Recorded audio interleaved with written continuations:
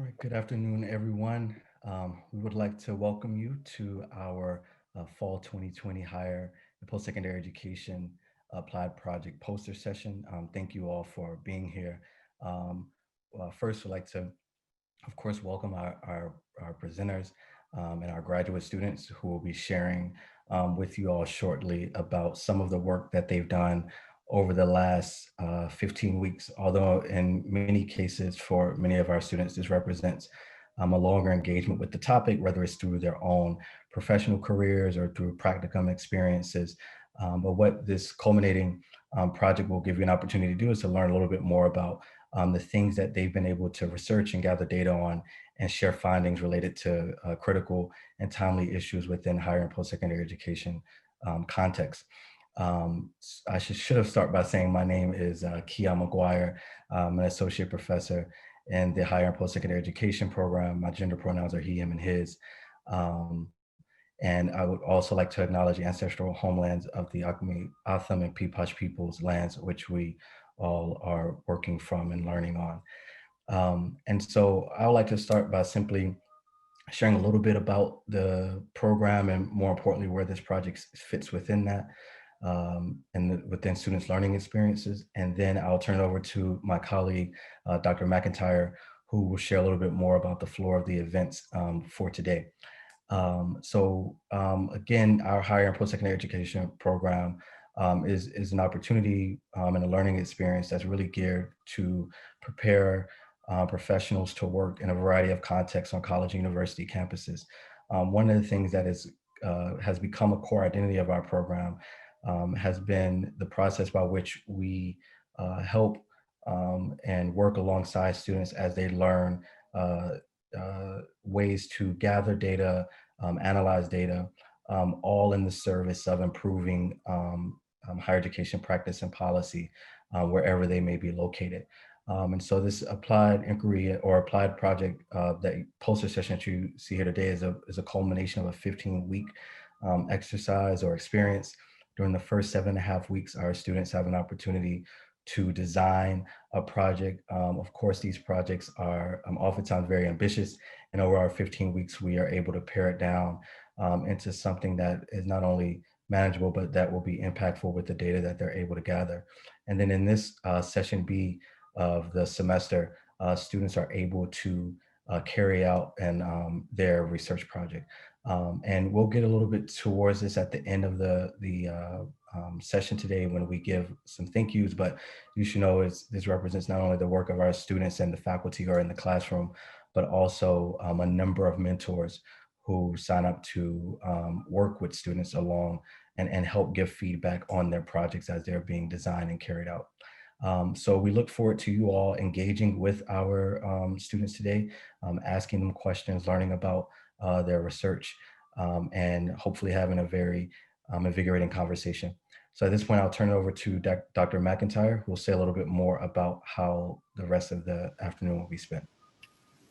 Thank you. Hi there. My name is Lisa McIntyre. I am an executive director in the University Provost Office at ASU and teach in the Master in Higher Ed program. The applied project is one of my favorite classes because, as Dr. McGuire said, this is about the topics that the students are most interested in. And so I always learn a lot about topics that I maybe don't get exposure to on a regular basis. So I hope all our guests have that same experience. Our students will be presenting in small breakout rooms of 3 to 4 folks. Dr. McGuire is going to put a link in the chat where you can find the Zoom breakout room link for the individual that you're here to support or the breakout room that you're most interested in. They are grouped by topics. We ask that you mute your microphones. You're all doing a great job of that if you're not the one presenting. We will present in order of the link that Dr. McGuire just shared. There will be a facilitator in the room to just kind of make sure all the technical pieces go right. They will be recorded sessions. We also ask that you hold all your questions until all of the presentations in your breakout room are complete. And then we'll open up that session for questions. We do encourage you to ask questions. These folks are experts on this topic and have spent a lot of time and energy becoming experts. And so this is a great opportunity for them to answer any questions that you might have. Once all the presentations in your breakout room are complete, we ask you to come back to this main session room for us to wrap up the program. So with that, Dr. McGuire, anything I missed or you want to add before we break out? Nope, that's it. And please reach out to us for any questions that you might have. Dr. McIntyre and I will be moving from room to room. I see that I just got a message in the chat asking, can individuals move from room to room? Yes, as long as you're not a presenter. So all of our guests beyond the students are able to again move as you would like to bounce around to hear different topics of conversation and discussion. And so again, at this time, we'll give folks about 5 to 7 minutes to make your way over to your rooms. For our students who are on the call, again, look at the sheet as well so that you can go to the room that you will be in. And yeah, I think that's it for now. So thank you and welcome all again.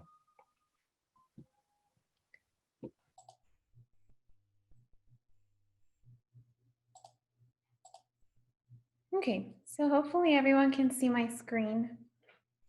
Yes, we can. Awesome. All right.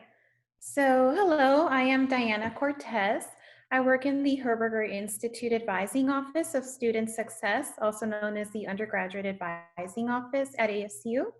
I'm one of the front desk assistants, and I'm also a part-time advisor there. My research project is on perceptions of first-generation college students in the Herberger Institute for Design in the Arts at ASU. The research problem.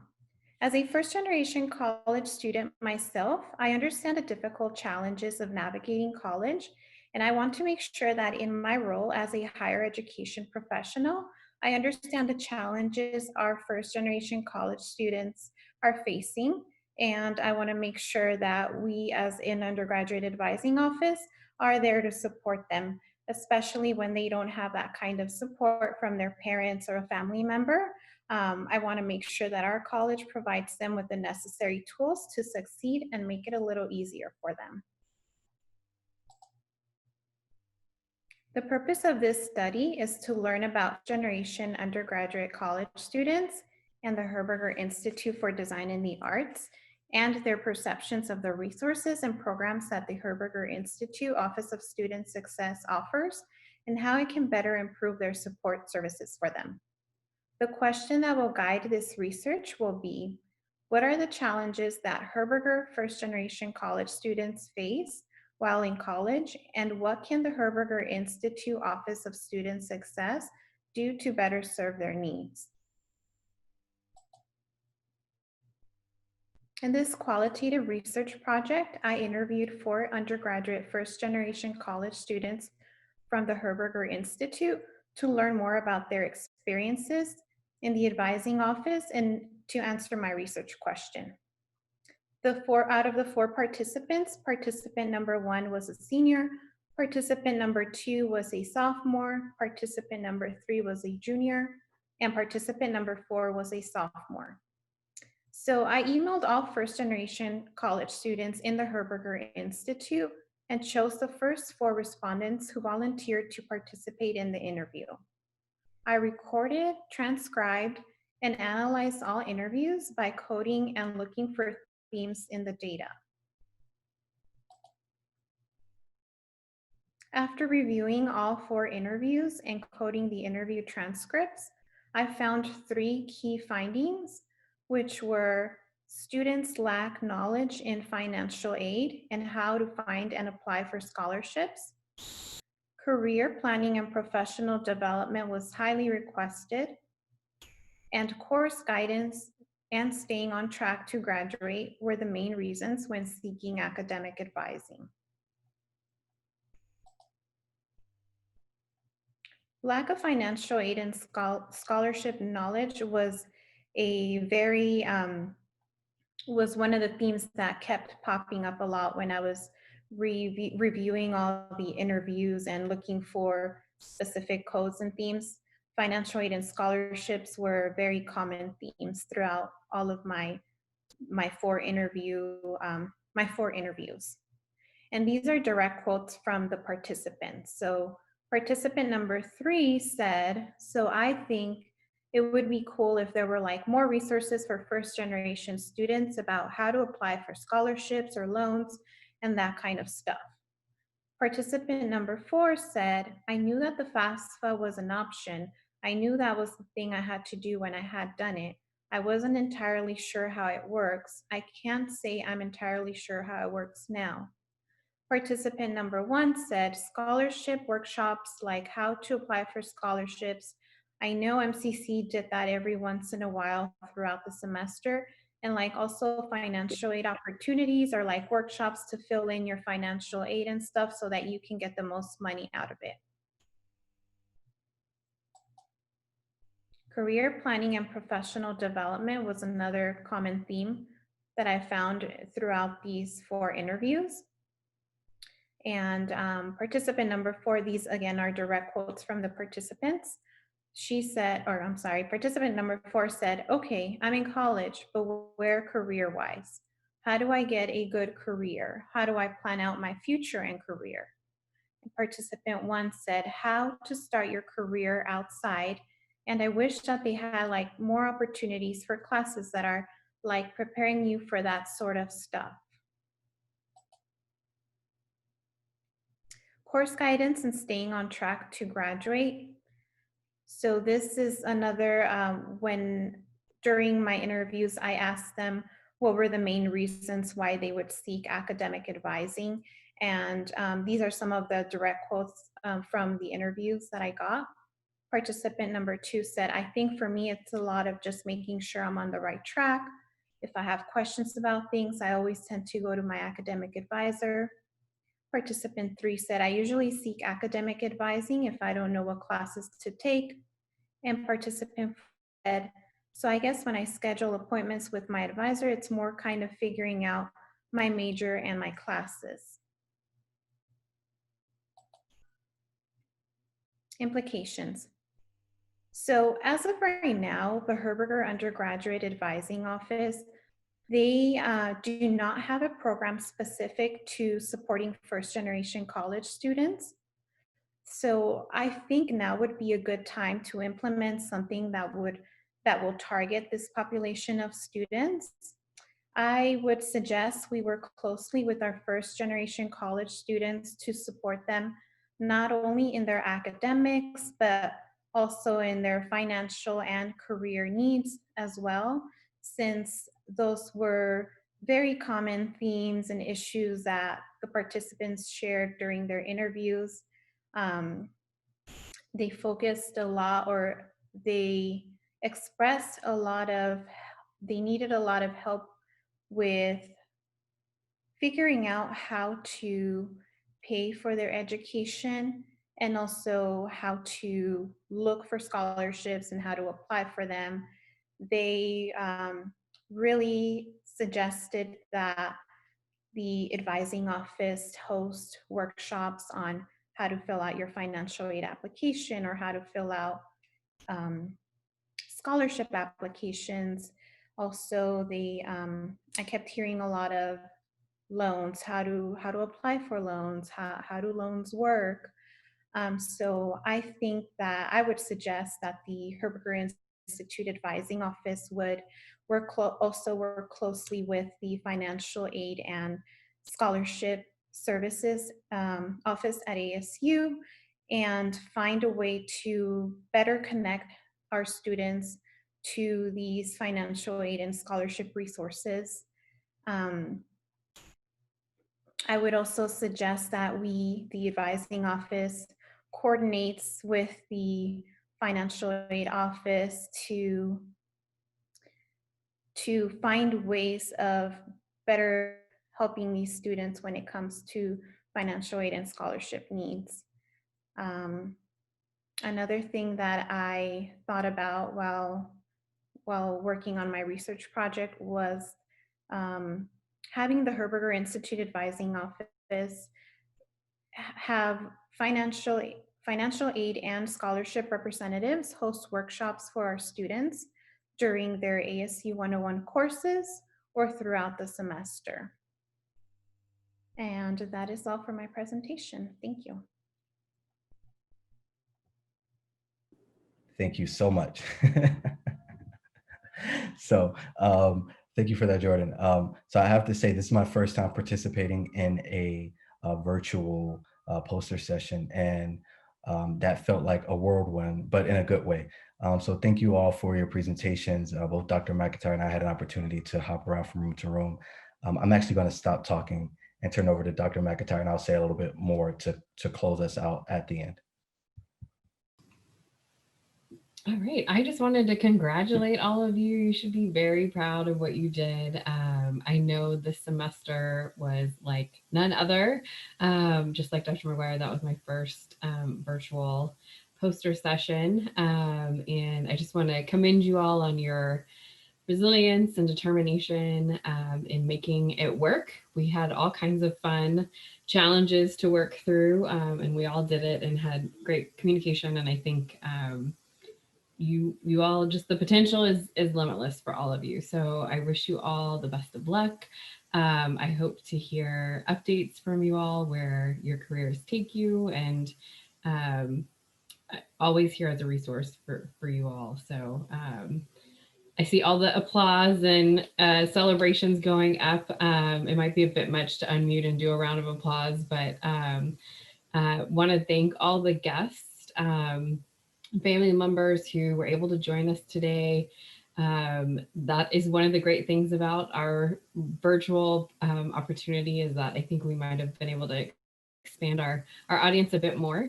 We will be sharing recordings with the students. So if you weren't able to have a guest join us today, please share it with them. There's no way any of us would have made it through this program without all the support of our family and friends. And I also want to thank our colleagues.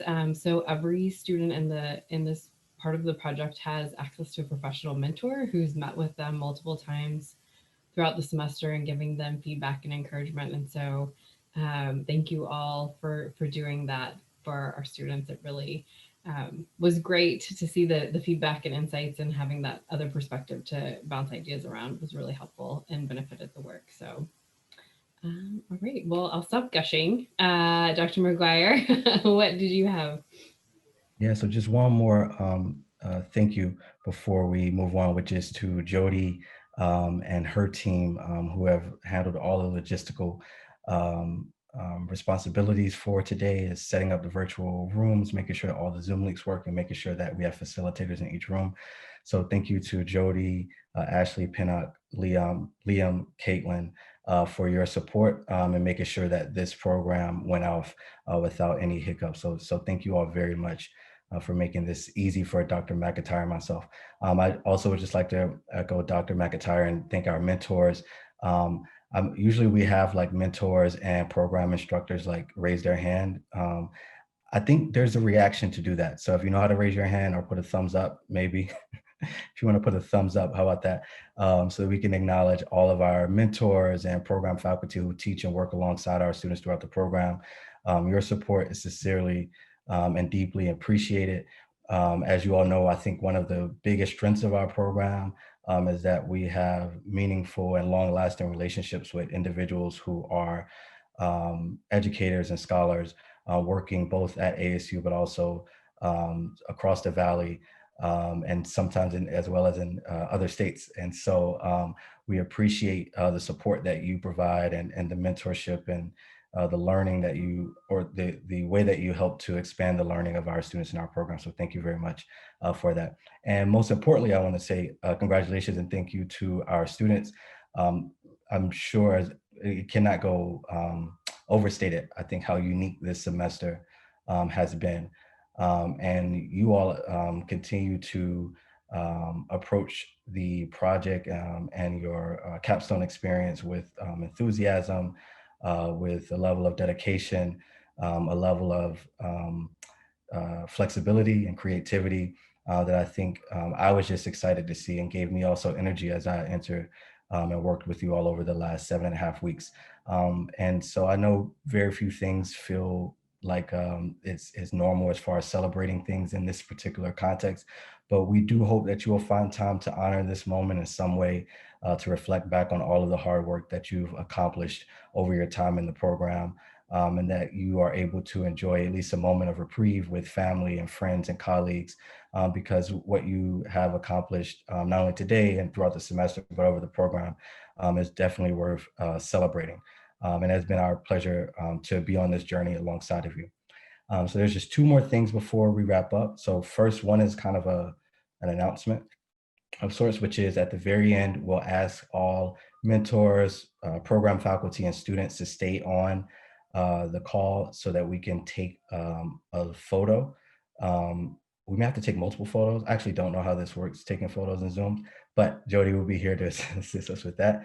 Um, and also every semester during the capstone experience, we have an opportunity to recognize a student, one of your colleagues and peers, who is nominated by program faculty as a recognition for their achievement and contributions, both inside and outside of the classroom, to the higher and post-secondary education program. And so this year we'll have an opportunity to do the same. And what I'm going to do is just share very briefly what one nominator said about this particular student before I announce who the student is. And again, we and Lindsay, Dr. Dipple, who is on the call, normally does this part and does it much more eloquently than I do as I fumble through this process. But it's really an opportunity for us to recognize a peer who has made significant contributions, who has also impressed upon faculty with their dedication, not simply in this course, but throughout the program, and is therefore worthy of the nomination. We usually will hand you a piece of paper or a certificate of an award framed. We will have to connect after this in order to pass that along to you. But one nominator said about this student, that this student is extremely engaged. They also demonstrate a high level of intellectual curiosity, and they also not only work well with students, but embrace collaboration, and that this student in particular deserves recognition for their outstanding contributions that they made to the learning environment within and across classrooms. And so without further ado, that student is Dakota Weber. So let's give Dakota a round of applause. And